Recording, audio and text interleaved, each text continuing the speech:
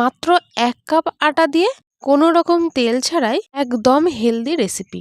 নমস্কার বন্ধুরা, আজ আবারও নতুন একটা রেসিপি নিয়ে চলে এসেছি। অসংখ্য জালিদার, একেবারে নরম তুলতুলে এই রেসিপি সকালে বা রাতের ডিনারে বানাতে পারেন, বা স্কুল টিফিনে হোক বা অফিস টিফিনে এটা কিন্তু আপনারা বানিয়ে দিতে পারেন। এটা যেমন সুস্বাদু হয় আর ঠান্ডা হয়ে গেলেও একই রকম ভাবেই নরম তুলতুলে থাকে। তাহলে বন্ধুরা, রেসিপিটা শুরু করা যাক। প্রথমে একটা বাটির মধ্যে আমি 1 কাপ আটা নিয়ে নিলাম। আমরা যে রেগুলার বাড়িতে রুটি খাই, যে নর্মাল গমের আটা, সেটাই আমি এখানে ব্যবহার করেছি। আর দিয়ে দিলাম স্বাদ অনুযায়ী লবণ, সামান্য একটু লঙ্কা বাটা, শুকনো লঙ্কা বাটা, আর দিয়ে দিলাম হাত দিয়ে ক্রাশ করা জোয়ান। কিছুটা জোয়ান দিয়ে দিলাম, হাফ চামচ মতো।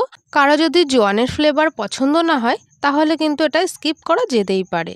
শুকনো উপকরণগুলো একটু মিলিয়ে নেওয়ার পর দিয়ে দিলাম রুম টেম্পারেচারে থাকা জল। আমি এখানে যেই কাপ মেপে আটা নিয়েছি সেই কাপ মেপেই আমি এখানে জল নিয়েছি। এখন অল্প অল্প করে জল দিয়ে একটা সুন্দর স্মুথ ব্যাটার আমি বানিয়ে নেব। একবারে জলটা দেওয়া যাবে না, তাহলে যতটা ঘনত্বের আমাদের ব্যাটারটা প্রয়োজন তার থেকে বেশি পাতলা হয়ে যেতে পারে। সেই জন্য এরকম অল্প অল্প করে জল দিয়ে আমি একটা ব্যাটার তৈরি করে নিচ্ছি। কতটা ঘনত্বের ব্যাটারটা রাখতে হবে সেটাও কিন্তু আমি দেখিয়ে দিচ্ছি। এখানে ব্যাটারটা রেডি হয়ে গেছে, আর কতটা ঘনত্বের হবে সেটা কিন্তু একবার আমি অবশ্যই দেখিয়ে দেব। আপনারা দেখলে অবশ্যই বুঝতে পারবেন। আর এতটা ঘনত্বেরই এই ব্যাটারটা বানাতে হবে, না হলে এই রেসিপিটা খুব সুন্দরভাবে রেডি করা যাবে না।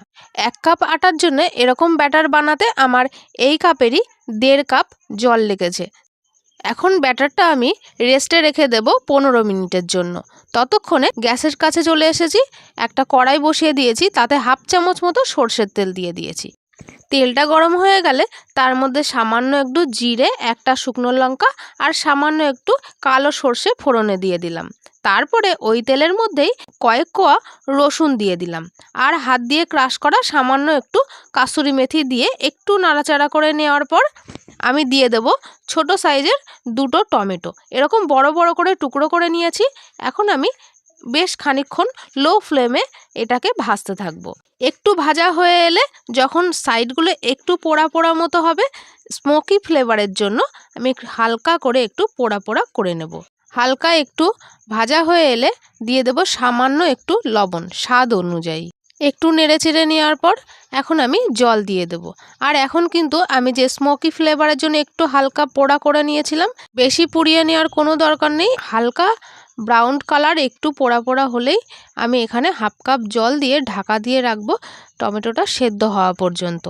3 মিনিটের মতো আমি ঢাকা দিয়ে রান্না করে নিয়েছি।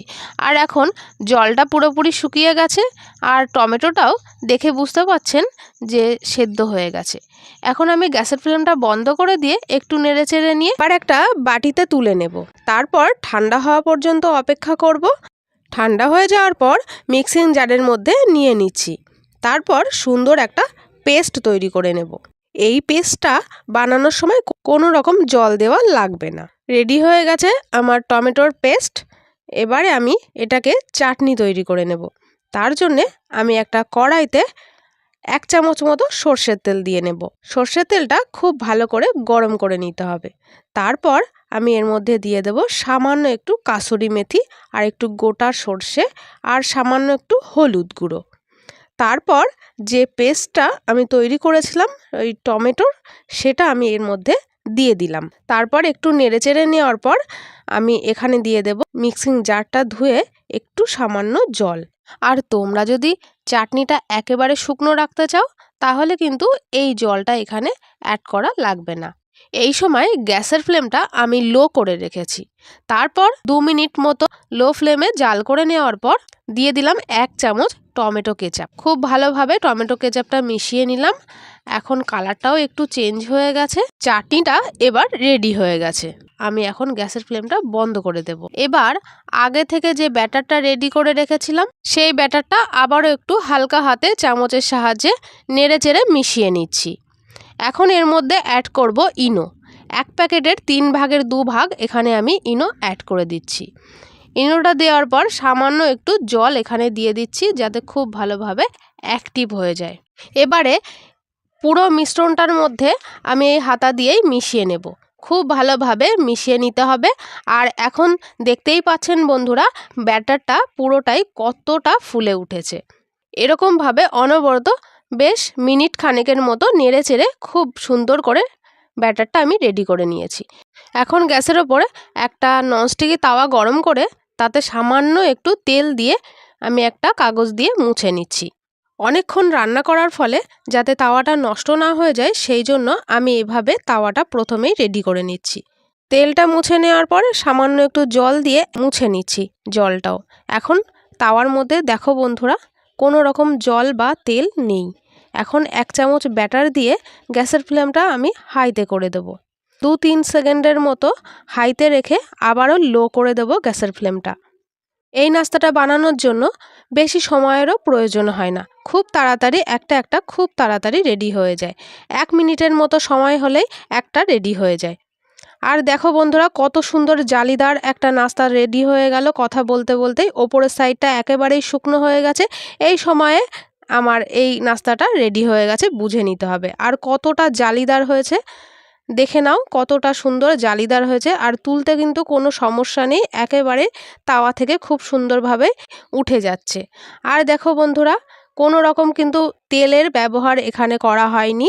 আমি এভাবেই পরপর একটা করে নাস্তা একই রকম প্রসেসেই রেডি করে নিচ্ছি। আর বন্ধুরা, প্রত্যেকটা নাস্তা কিন্তু একেবারে সফট আর অসংখ্য জালিযুক্ত তৈরি হবে। তাহলে আজকের রেসিপিটা তোমাদের কাছে কেমন লাগছে অবশ্যই কিন্তু কমেন্ট করে জানাতে ভুলো না। আমার এই রেসিপিটা ফলো করে তোমরা যদি এই নাস্তাটা একবার তৈরি করে দেখো, 100% তোমাদের নাস্তাগুলো এই রকমই তৈরি হবে। প্রত্যেকটা আমি একই রকমভাবেই রেডি করে নিয়েছি। আর কতটা নরম তুলতুলে হয়েছে আর প্রত্যেকটা কতটা জালিদার হয়েছে একবার দেখে নাও বন্ধুরা। কোনো রকম তেল ছাড়াই হেলদি অ্যান্ড টেস্টি ব্রেকফাস্ট বা ডিনার রেসিপি কিন্তু একদমই রেডি হয়ে গেছে। এখন শুধু গরমা গরম চাটনির সঙ্গে সার্ভ করার পালা। আর আমি এখানে একটা প্লেটে সাজিয়েও নিয়েছি। দেখো বন্ধুরা, তোমরা একটু খেয়ে নিতে পারো। কেমন লাগলো আজকের রেসিপিটা তোমরা কিন্তু অবশ্যই একটা কমেন্ট করে জানাবে। ভালো লাগলে একটা লাইক করে যেও প্লিজ বন্ধুরা। অনেক কষ্ট করে ভিডিও বানাই, তো তোমরা যদি একটু লাইক বা কমেন্ট করো আমারও অনেক অনেক ভালো লাগে। তাহলে আজকের ভিডিওটা এই পর্যন্ত। সবাই ভালো থেকো, সুস্থ থেকো। ধন্যবাদ বন্ধুরা।